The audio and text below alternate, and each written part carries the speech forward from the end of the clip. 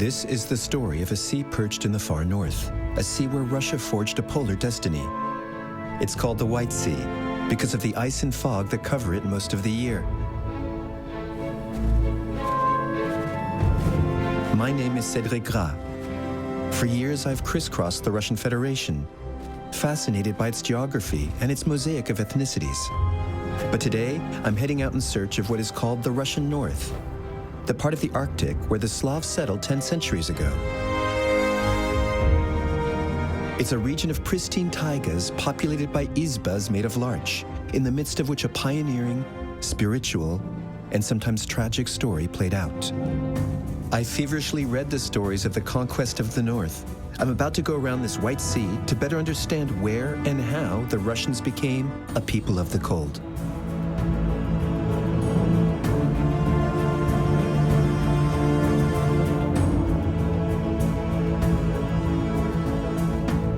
Crossed by the Arctic Circle, the White Sea was colonized in the 12th century by subjects from the old Republic of Novgorod, one of the states of medieval Russia. These pioneers distinguished themselves by their daring Arctic navigations, where they fished and hunted seals. They allowed Russian civilization to expand eastward and northward, thus preparing the conquest of Siberia.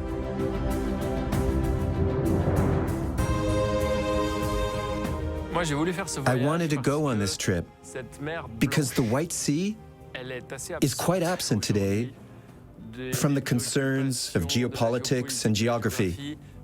Everyone's forgotten about it, and yet it was one of the cradles of Russia. On these shores, a people called the Pomors was forged in the grip of ice and snow. It is the most Arctic face of Russian civilization through the centuries.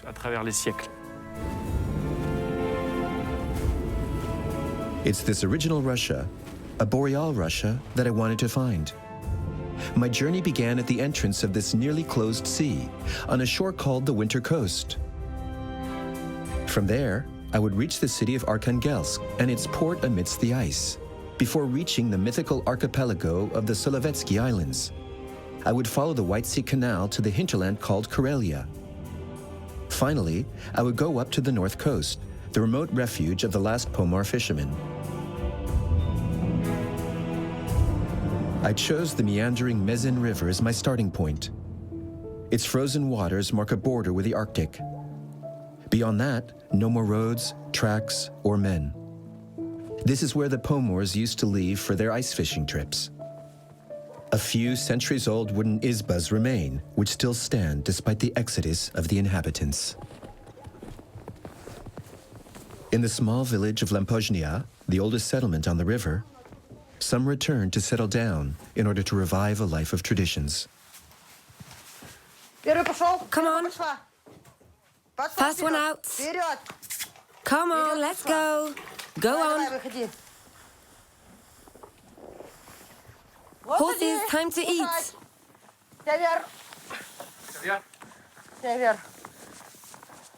Elena and Andrei have taken over an old izba with a stable. The young couple aims to revive centuries-old traditions and hopes to attract a national tourism, proud of its Arctic saga.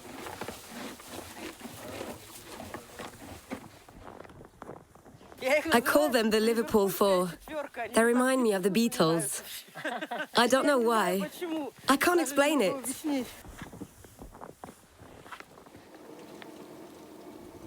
I'm surprised that young Russians have chosen to isolate themselves in such a harsh country, while those born here often decide to head to the city.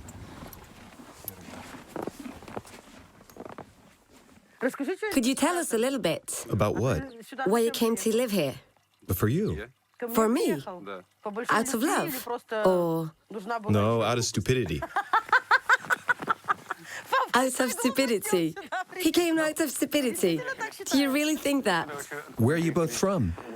I'm from Arkhangelsk, and he's from St. Petersburg. We met on the internet. In Russia, we have a social media site called Contact, and there's a discussion group for those who want to live in the countryside.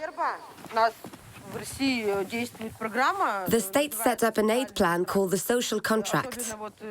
It's aimed at people who live in villages where there are no jobs and who need support.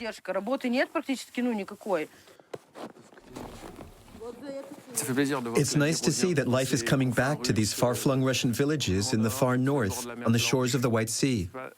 It's not something I actually expected to see. On the contrary, I thought I would find abandoned villages.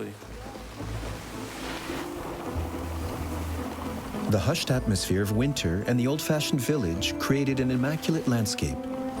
A magical decor crisscrossed with sleds. A postcard of a Russia of yesteryear.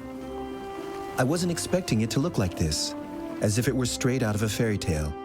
Yet I knew that the White Sea had changed considerably since its first inhabitants had lived there. Arkhangelsk, capital of the White Sea. It was the first access to the northern maritime areas under the rule of the Tsars at a time when St. Petersburg was just a vast marsh. It was through this strategic port, nestled in the mouth of the Dwina River, that the first maritime exchanges between Russia and Europe took place. The contrast with the old Palmar villages is striking. Arkhangelsk is a port bristling with cranes and full of ice. It's one of those Russian cities that fascinate and entices the world's imagination. Want some help? Yes.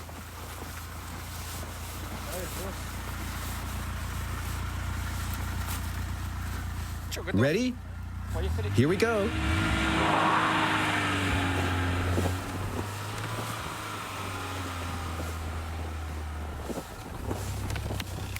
Good luck. Thanks.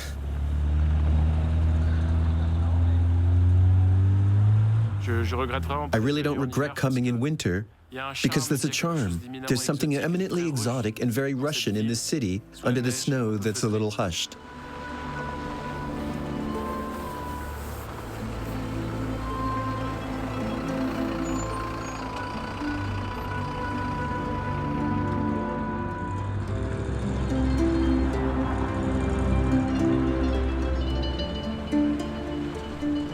Arkhangelsk's apartment blocks are surrounded by sawmill plants, fish plants, and modern infrastructure.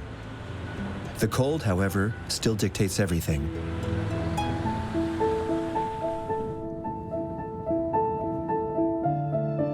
Separated by a branch of the Dwina River, the inhabitants of an island district must walk on the ice in order to reach the city center.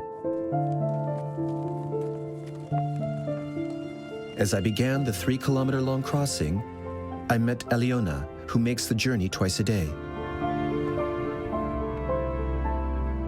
Tell me, what is this crossing? It's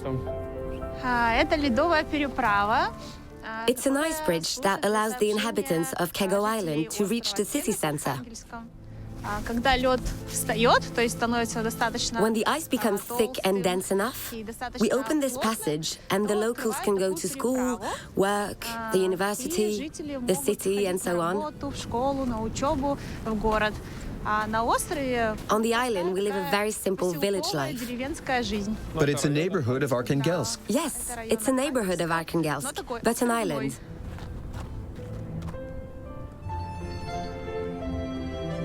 Aliona led me to the center of this frozen river branch. It still has a channel that the icebreakers have to open and reopen every day so that boats can access the White Sea. Somewhere over there in the fog. It's a level crossing like I'd never seen before. On one side, pedestrians waiting on the frozen waters. On the other, the icebreakers emerging from the fog. In the middle, a very fragile footbridge and a shack occupied by a security guard. Aliona knows him. His name is Sergei. For years, he's been watching over this atypical crossroad. What does your job entail? How do you measure the ice? I have to remove the wooden bridge so that the boats can pass. Then put it back in place so people can go to work or get home. And how long is the crossing passable? Usually from about December to mid-April. Do you measure the thickness yourself? Yes, it's 27 centimeters thick today. 27 centimeters thick?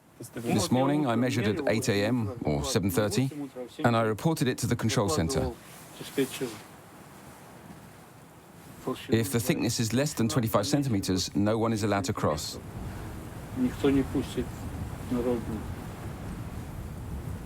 So for now, everything's fine. Yes, another 2 centimeters and we'll have to reassess.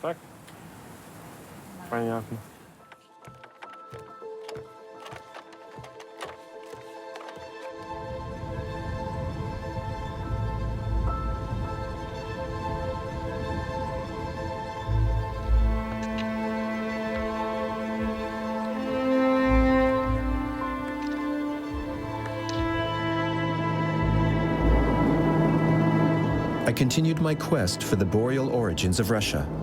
Flying over the frozen shores, I could hardly believe that I was finally flying towards the famous Solovetsky archipelago.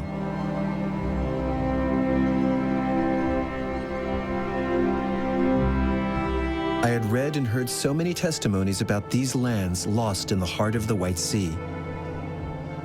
On the main island stands the northernmost monastery in the world, where the echoes of history still resonate. The Solovetsky monastery was founded in the 15th century by Orthodox monks.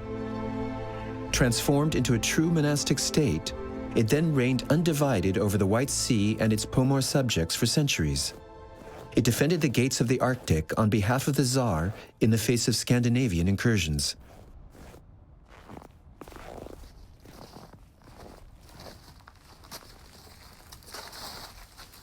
The walls are quite impressive.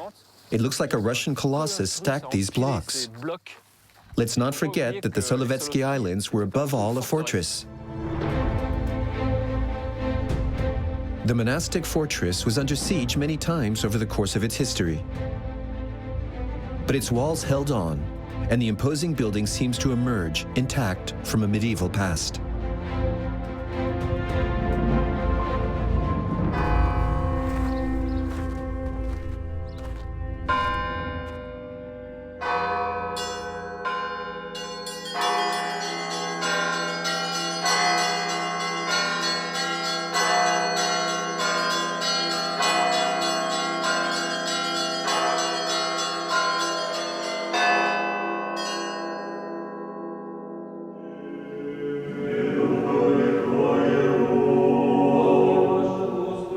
I had an appointment with Olga at the time of morning prayer. In this masculine Orthodox monastery, she has the status of an inokinia. That is, without being a nun, she has nevertheless renounced the outside world. She works in the administration.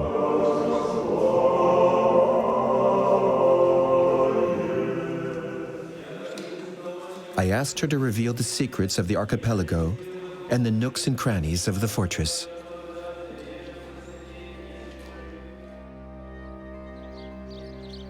Before we started our wall walk, Olga wanted to show me a chapel where she likes to come and pray.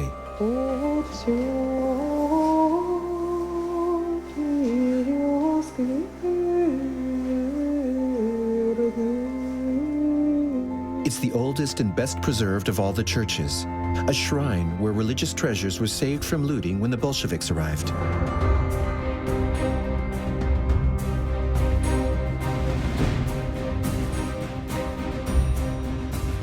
The fortress ramparts appear as they did in the 15th century, when they defended Russia's northern borders.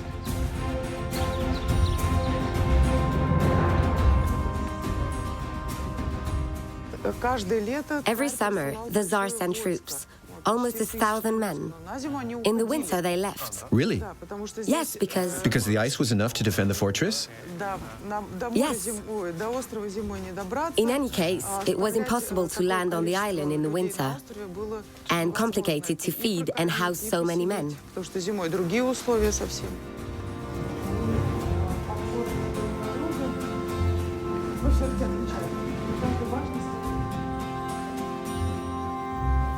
Olga and I agreed to meet again after her workday. I had the opportunity to wander through the medieval alleys that were being restored. The various churches regained their religious function and crosses rise again to the sky. During the Soviet era, red stars overlooked those golden onion domes.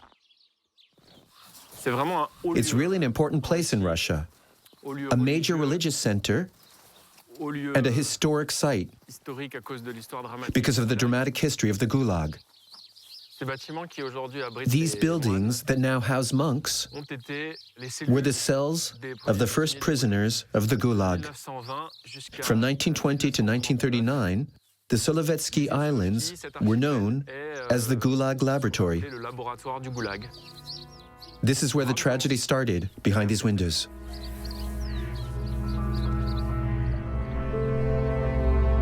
Beginning in the 1920s, the Bolshevik authorities transformed the Solovetsky monastery into a so-called re-education through labor camp. The monks and popes were mixed with counter-revolutionaries and other political prisoners, not to mention regular criminals. The Solovetsky Islands thus became the first camp of what would later be called the Gulag. Forced labor, punitive cells, and summary executions were first experienced here, before spreading throughout Eurasia.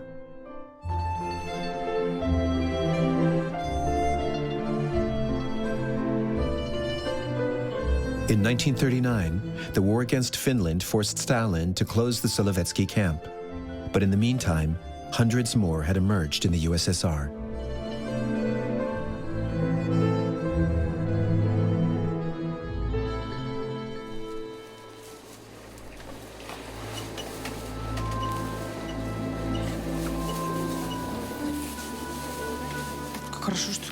You're very well stocked. At your service. We're working for you. The grapes? I weighed them. Your change, 750 rebels.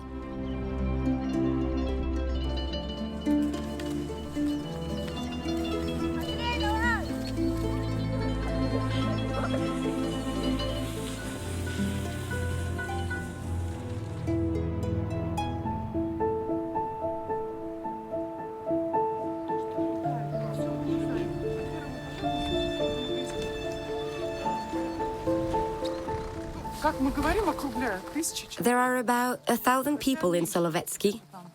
Actually, it's a little less. Maybe 150 or 900. Which way do we go? This way.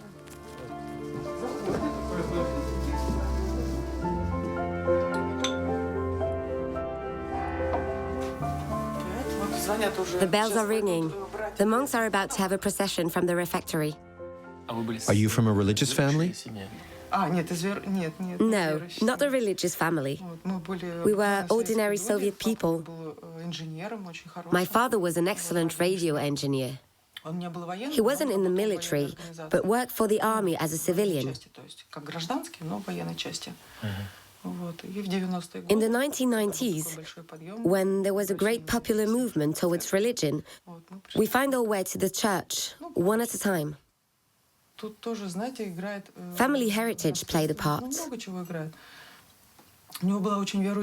I had a very pious grandmother, and I remember her crossing herself. I used to say, "Babushka, what are you doing?" She would reply that she was praying. We would laugh. We were young. We didn't understand. I first came here on a pilgrimage, like many people who wanted to visit this sacred land. That was in 2003.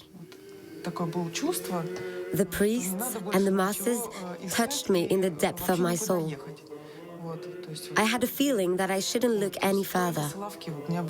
Nothing else mattered other than the Solovetsky Islands. Going back became my goal. And when I did so, it was like a sip of water or a breath of fresh air that I had waited for all year.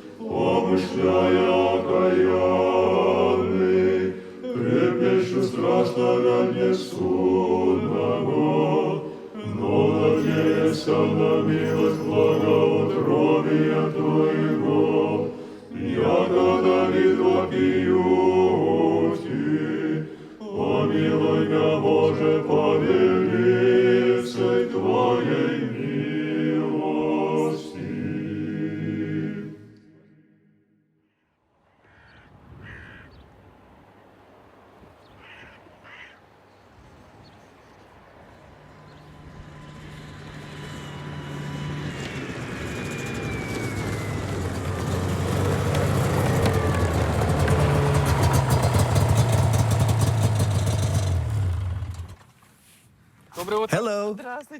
Hello. How are you? I'm great. What a beautiful snowmobile you have. Yes, it's my white horse. I love it. I gave it a try one day and I got hooked. It gave me an adrenaline rush. Shall we go?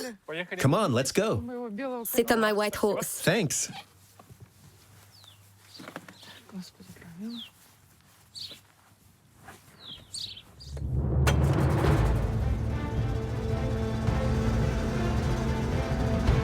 That morning, Olga took me to an infamous place of the Solovetsky Islands, one of the retreats that were converted into punitive cells during the Stalin era. Perched on her powerful snowmobile, we crossed lakes and forests.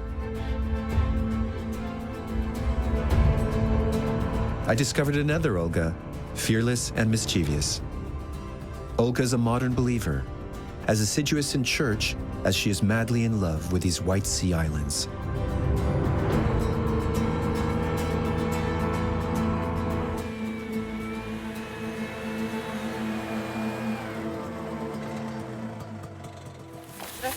Hi. Hi. Masha's a friend of Olga's. She met us on the hill of Sekirka, at the foot of a church that also serves as a lighthouse.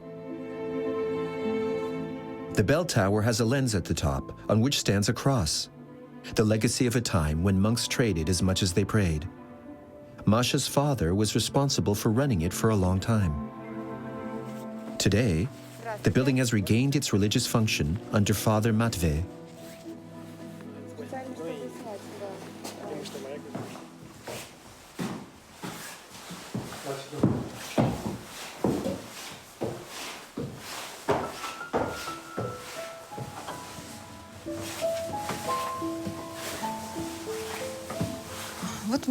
We're in the lighthouse. It's my brightest childhood memory. How so? The view was like looking out the windows of an airplane. It's breathtaking. My father worked here until 2005. He lit the lighthouse, carried the batteries, repainted, did maintenance. It's amazing that the lens survived the Gulag.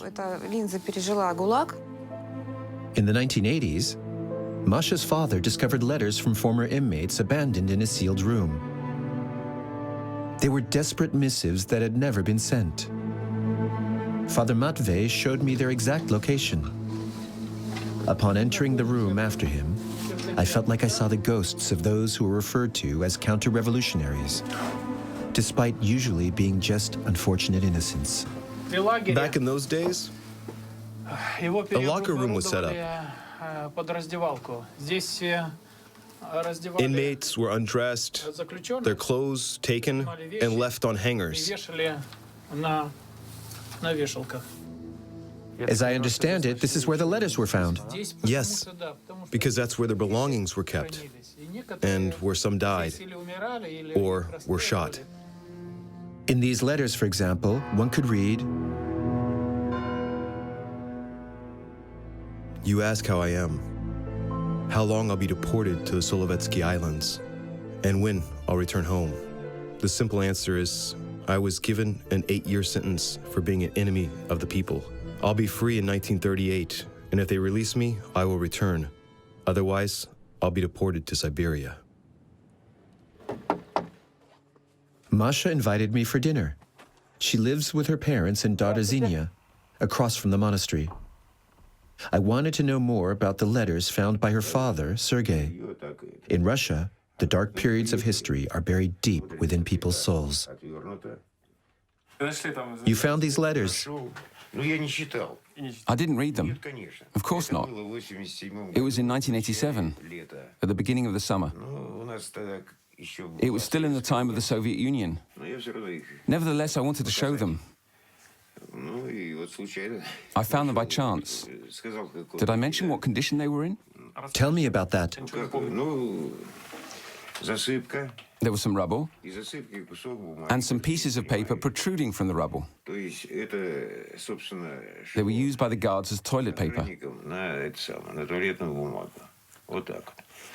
I started clearing away with my boots, and I found a pile of paper about this size.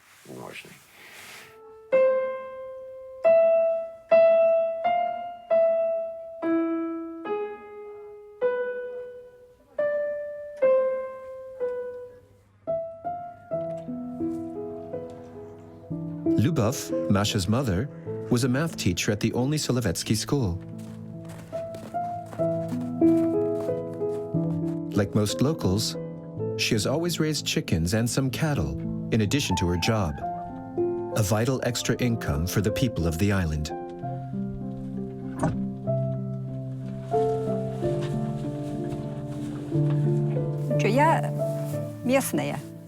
I'm from Solovetsky.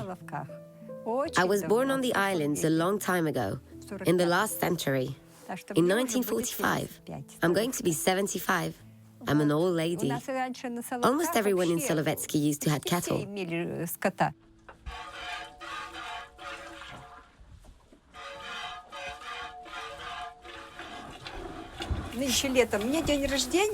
Last summer, for my birthday, the kids gave me a tablet. It has satellite tracking software. I put a GPS collar on the cows, so I can just stay at home and watch. I can tell where they are. It's very convenient. I highly recommend it.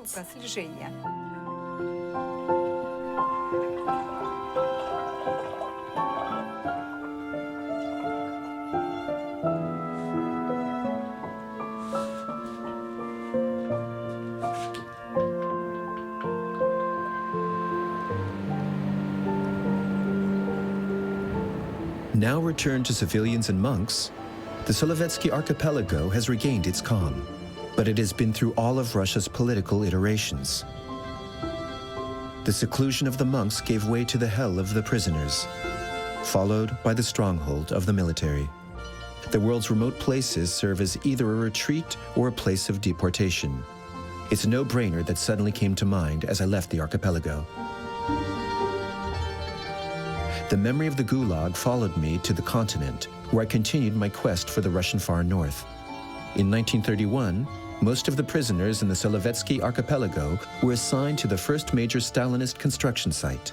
The aim was to build a canal to the Baltic Sea. The Belomor Canal, as the Russians call it, is 900 kilometers long, 227 of which were dug manually by the prisoners of the Gulag. The rest winds through the labyrinth of lakes and forests of Karelia, the immense hinterland of the White Sea. This is where the White Sea Canal begins. I'm coming from the Solovetsky, just offshore, and here's the first semaphore, the first lock. I'm going to continue my journey heading south, along the White Sea Canal that runs through Karelia. Near the coastal lock, I walked in a suburb along the channel. Arina, a young woman from Belomorsk, accompanied me. Is there still economic activity here? No, there's neither work, nor kindergarten or school. Soon there won't be any children here. The Belomorsk Canal was built by prisoners, wasn't it? Yes, by the prisoners. It's a cruel story. Those who were exhausted froze to death and were thrown into pits from which they couldn't escape.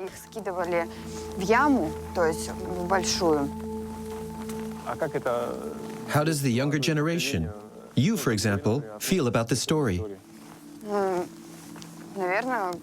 It's tragic, because it's all terrible. Our White Sea Canal is said to be built on a mass grave, because so many people perished.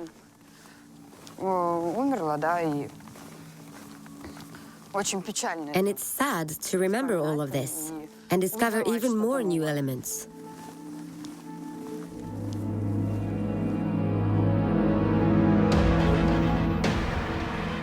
The digging of the canal began in September 1931. These were the first major works that massively used the Gulag's labor. Stalin wanted a show of force and lightning-fast construction. For 20 months, about 250,000 inmates took turns in all types of weather, in all temperatures. And for every 1 man out of 10, the canal turned into a tomb.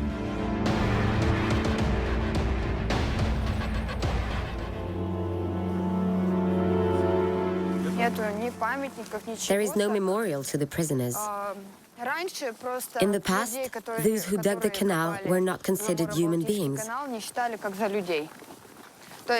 In fact, they were slaves. They were ordered to dig, and so they dug. There are library books, the works of historians, there are archives. And then there's coming here and listening to the inhabitants. Today's generation has freed itself from the prohibition that was prevalent in Soviet society and the one that grew under the USSR. Young people have a significant distance, almost a century from the time of the Gulag, and now they want to talk about it. I feel it every time. They want to talk about it freely. I'll leave you here. Thank you very much. Goodbye, and thank you for showing me the place. Bye. There's a tremendous melancholy that emerges from these places because of the sadness of history and of the present. Here we're in a village on the canal that will close because the coal-fired power plant is too expensive for the number of people who live here. So they're going to be evacuated and relocated, and this will become a ruin, like so many others in the Russian far north.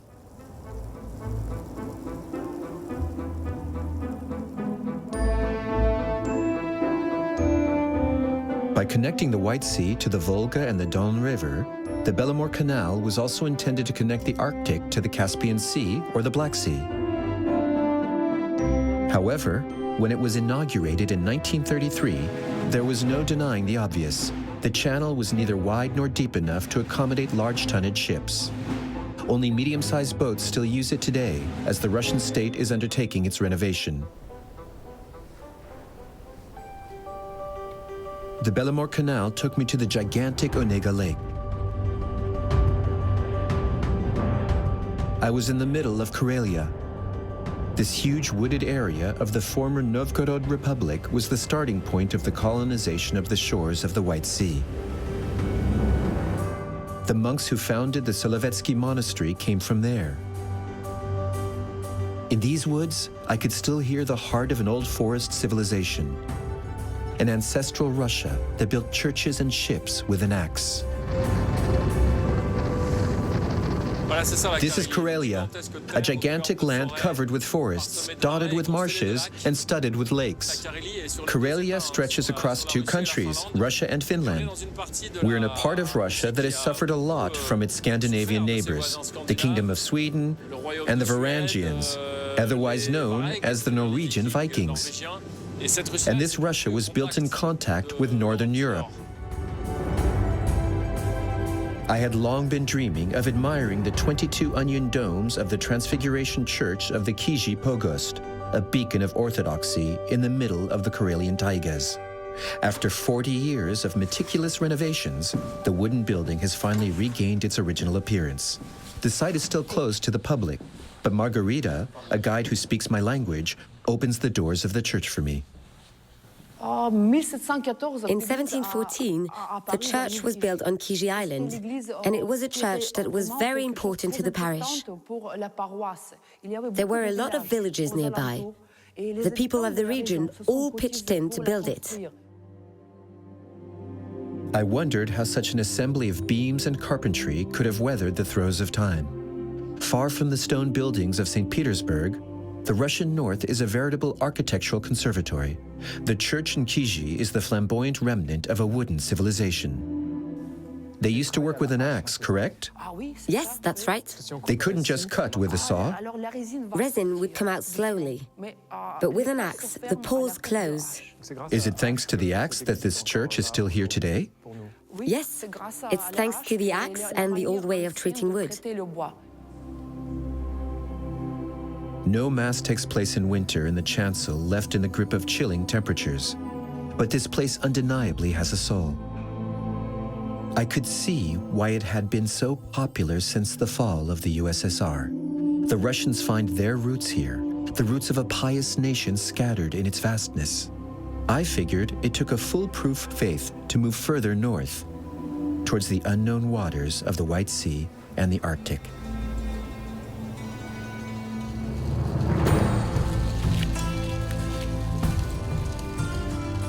At the nearest station, I boarded a train on the Moscow-Murmansk line.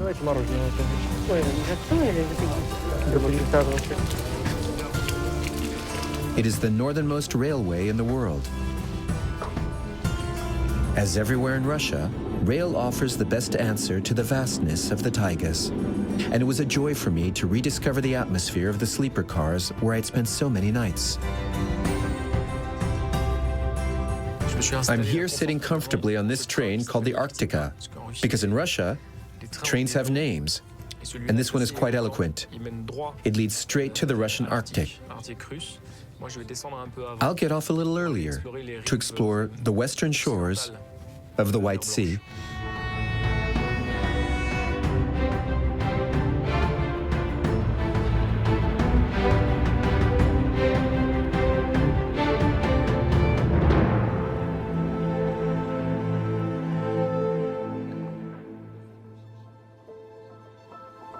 I got off at Kandalaksha, a port once dedicated to the timber trade, but now abandoned by ships.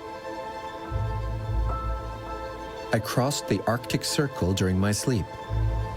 Here, winter is deeper and more pristine. Once past industries and the last suburbs, boreal nature immediately takes over. The magic of a truly white sea left me thinking for a long time. Icebreakers rarely go by this coast. I wondered how the Pomor people were able to survive this climate.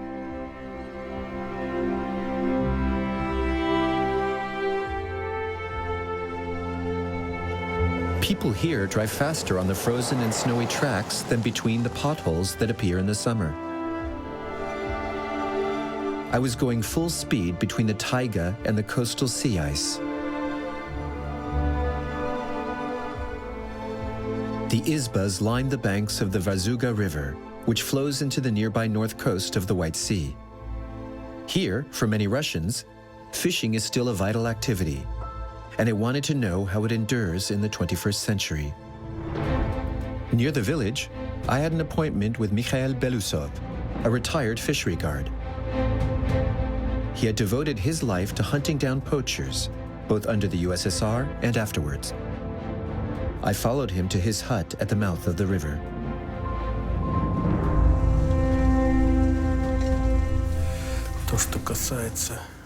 I must have some pictures of some elk somewhere. What year was this? Was it still in Soviet times? No, it was afterwards. Aren't there fewer fish in the White Sea than before? Under the USSR, at the end of the Soviet era, there was already talk of declining fish stocks and the need to limit fishing and take protective measures.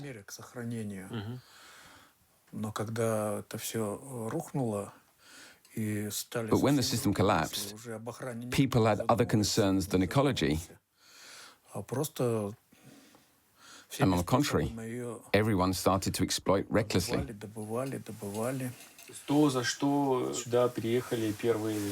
So the reason why the Pomors, the first inhabitants, came here, meaning the fish, is it over today? Obviously, yes.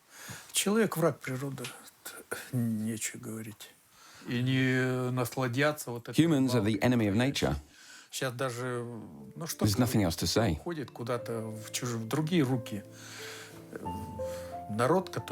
They don't take advantage of this authentic fishing. Everything goes to foreign hands.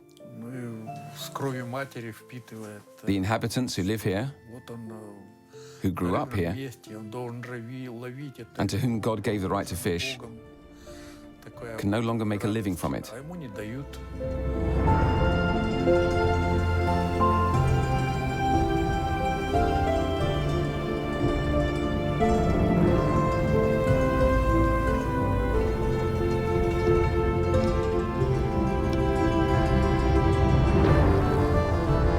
Off camera, Michael told me about the tragedy that had led him to retire. Threatened by a poacher, he had to use his service weapon one day. Michael received a suspended sentence and death threats. It was a bitter end to his career.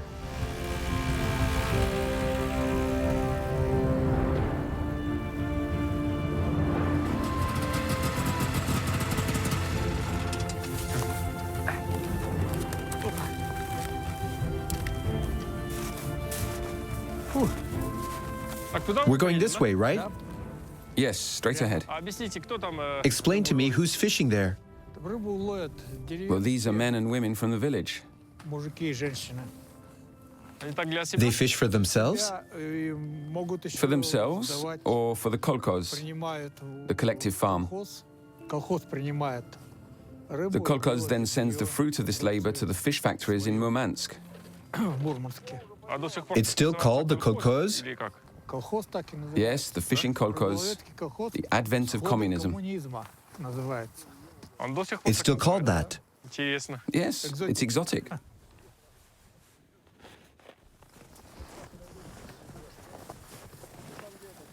They come every day Yes.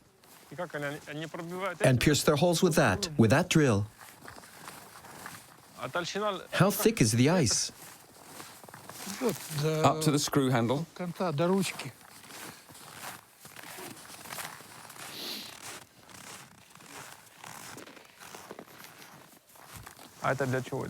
Why is he doing that? For it to bite. Anything biting? So far, I've caught this. What kind of fish is that? Laveret. How many do you catch in a day? Yesterday with my friends, we caught about 40 or 50. That many.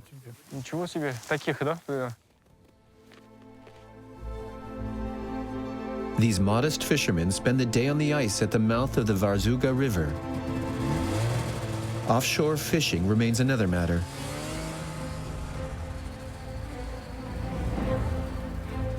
Michael pointed out a man further down the coast who descended directly from a line of Pomor fishermen. I was surprised. Were there still authentic heirs of these pioneers of the far north? Since the beginning of my journey, people had only spoken of them in the past tense. I went in search of this Pomor, whose meeting would offer an unexpected outcome to my tour of the White Sea.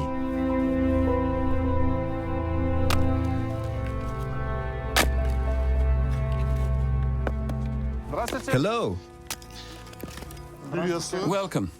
Cedric. Sergei. Sergei, the real Pomor, as I was told. The real thing, yes. I'm ninth generation Pomor, and my son is 10th. So the first generation who lived here. That was in 1673. They arrived from Arkhangelsk. The Pomors came from Novgorod around the 11th or 12th century. They're real Russians. My ancestors, as far as I know, came in the 17th century. So you're a real White Sea man. Yes, so to speak. What's written on the cross? Let's go and have a look. It's in memory of the Pomors, our ancestors. And why did you erect this cross? Simply because we had to. One day this house will disappear and there'll be nothing left, but the cross will remain and people will remember. The Pomors went all the way to Spitsbergen. When the Norwegians got there, they found traces of their encampments. Sergei was a force of nature. Despite the winter temperature, he seemed unaffected by the cold. I was impressed by this colossus of the White Sea and moved by this place where his ancestors came to settle. He doesn't fish in winter, but he comes to this hut with his son to prepare his nets. Hi. Hi. You're not saying hi to your dad? It's nice and hot in here. As soon as the waters are clear, he goes out to sea every day aboard his kosh, the small traditional sailboat of the Pomors. He catches mainly cod, and instead of bringing it to the Solovetsky monastery, as his forefathers did, he takes it to a canning factory. Let's eat, okay? I'd love to. Put it there, Syria. What kind of meat is this? It's elk. I bought it from a friend who hunted it, with a license, of course. Thank you very much. I've never tasted elk meat before. Do you fish too, Soraya? Yes. Yes? Often? Yes, often. What kind, for example, did you fish for together? Usually herring and salmon. Salmon.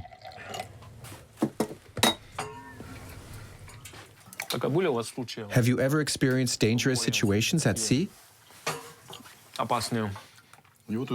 One day, a few years ago, it was November the 22nd. It was already minus 15 degrees.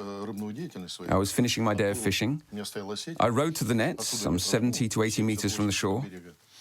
It wasn't very far, but the wind was so strong that my boat was pushed. I tried hard to reach the net, but the oar broke. I began to drift towards Arkhangelsk. You didn't have an engine? No, we don't use an engine, so it doesn't get tangled up in the nets. I was drifting. Of course, I tried to row, but with a single oar it didn't work. I had to make the decision to jump in the water because it was already dusk and there was no one else in sight.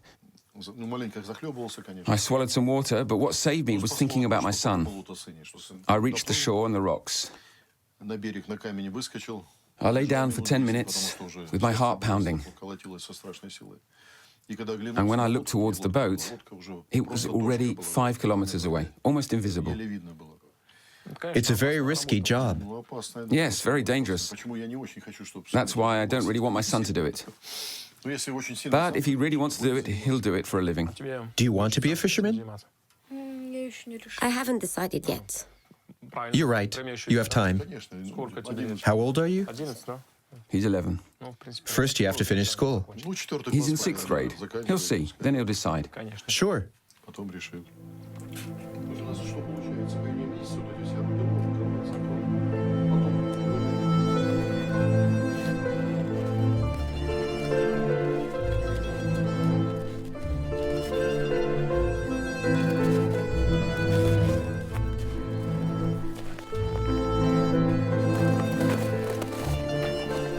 Леша, отдай ему палочку сюда. Отдай. Иди сюда. Иди на место.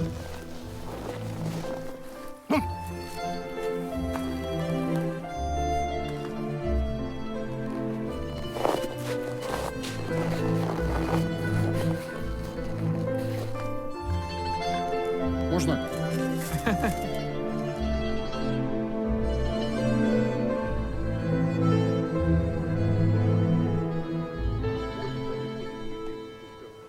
Стояли по-другому. Слышишь, вот этот камень полуглазый, да. Садись так, как это. Is this pretty much the edge of the ice bank? Называется Жак. Yes, it's called Sekoshish. Is it like this every year? Is there less ice than usual? Ну, по моей истории, это первый This is the first time I've seen this. The water's very close. где-то. Usually there's 5 to 10 kilometers of ice still. А сейчас зима теплая. It's a very mild winter. Это первый раз такое. The first time the sea hasn't frozen. Замерзает море. Ну, как сказать, ненормально. This isn't normal. Для нас, рыбаков, хорошо, что But for us лёд быстро fishermen, уйдёт. it's good that the ice is retreating quickly. Уже 20 мая пойдет, Around May the 20th, the herring will move to shore и мы спокойно and we'll start нормально fishing. будем рыбачить. Для нас это хорошо. It's a good thing for us, Да, для рыбаков, да, это очень хорошо. assuming anyone Ну, wants если this herring. начинка нужна будет кому-то. My tour of the White Sea on the trails of the Russian far north was coming to an end. I was able to explore the shores of this small sea that was once a gateway to the world for Russia. I enjoyed seeing it successively medieval, then Soviet, modern, or authentic. It's replete with testimonies, those of an austere and pious life, whether dramatic or contemporary, in the eternal beauty of the Arctic. I'm very happy. Sergei lent me his good old Russian hunter skis. It allowed me to reach this point at the edge of the ice floe.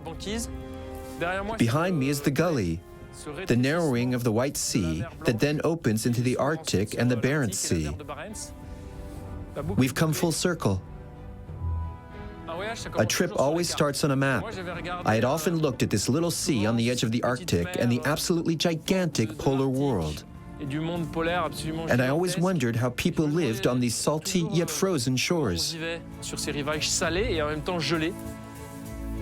in the last few weeks, I was finally able to make this dream come true. I was able to put images and faces to the extremely dreamlike name of the White Sea. Today, the White Sea has lost some importance. Major ports have taken over the Arctic, the Baltic Sea, and the Russian Pacific. The White Sea is almost an inland sea, forgotten in the far north. But its history and that of the Pomors remain the foundation of Arctic Russia. At a time when the Arctic is becoming a highly geopolitical space, the memory of these courageous forerunners underlines how the Russian people have always looked to the north.